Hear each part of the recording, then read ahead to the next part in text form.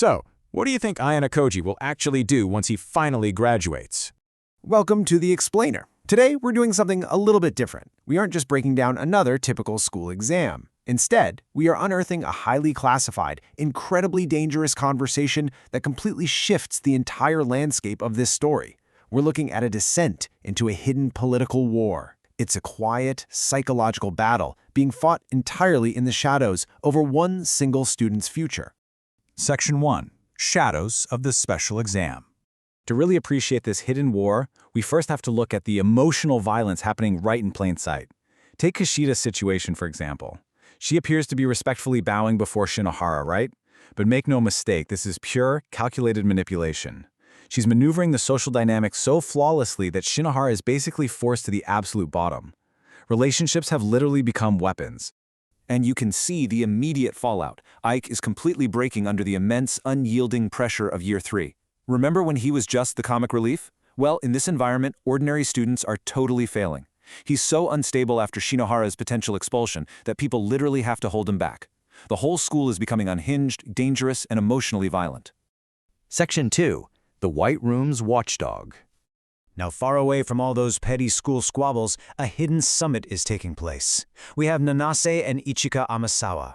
These are the two central figures holding the keys to Ayanokoji's past, and right here, they are quietly negotiating his entire fate. Nanase starts to carefully dismantle everything Ichika thought she knew, and she kicks it off with a massive revelation. She drops this classified intelligence regarding Ishigami Kyo. Up until now, his allegiances were pretty murky, but Nanase cuts right to the chase. Ishigami is unambiguously part of the White Room faction, but here's the twist. He isn't an assassin sent to expel Ayanokoji like Ichika was. No, his mandate is strictly surveillance. He's the watchdog for Ayanokoji Itsumi, just silently observing the masterpiece until graduation. Think about that for a second. A threat of that magnitude has been watching them silently this entire year. Section 3. Atsuomi's Ultimate Endgame.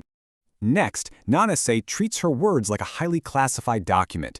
She confesses to Ichika that her initial goal, to defeat Ayanokoji and get him expelled, has completely changed. Her target isn't even Ayanokoji anymore. It's the man lurking in his shadow, Ayanokoji Itsumi, the founder of the White Room himself. She realizes that to defeat the father, she has to steal the son away. But why the sudden, desperate need to intervene? Well, as Nanase puts it, he is fully prepared to willingly return to his origins. Let that horrifying implication sink in.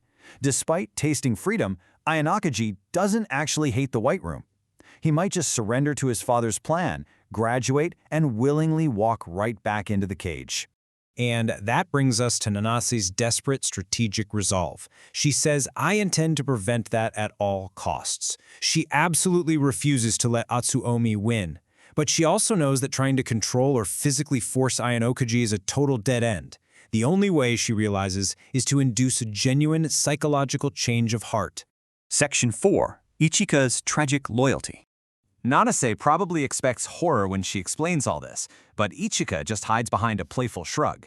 She laughs and says, well, I don't exactly have a bad image of the White Room either. It's where I've spent every single day since I was born. Simply put, it's my home. But beneath that smile, there's a quiet, hidden wound. Nanase mercilessly brings up the reality of Ichika's biological father, revealing a horrifying truth. Ichika's future isn't even her own. There's a very real implication that she could simply be sold overseas.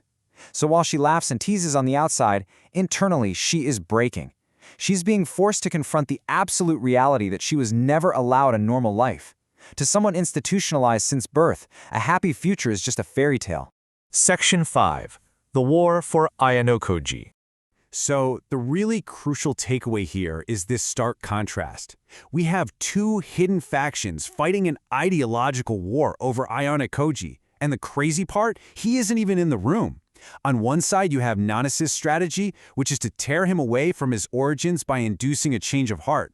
On the other side, the White Room's goal is just to bide their time until he willingly comes back to them. But Nanase is walking on a razor's edge here. The stage has to be perfectly set. She knows the overwhelming threat level facing her. The very second she makes a single overt move to change Ayanokoji's heart, Ishigami is going to notice. With all his deductive reasoning and the full backing of the White Room, he will strike to eliminate her without hesitation. Knowing she's on a suicide mission, Nanase asks for an ally, practically offering Ichika freedom, but Ichika turns her down. She sighs and says, "Sorry, but at the end of the day, I'm still a White Room student through and through. I've lived my entire life taking pride in that, and I still have lingering attachments to it." It's such a profoundly tragic refusal. She's trapped by the legacy of the facility that made her. Though Nanase does leave the door open, leaving us with this lingering uncertainty about what Ichika will ultimately choose to do. We've seen relationships weaponized, ordinary students breaking, and a hidden political summit deciding the fate of the masterpiece. So, I'll leave you with this final thought to take away from our explainer today.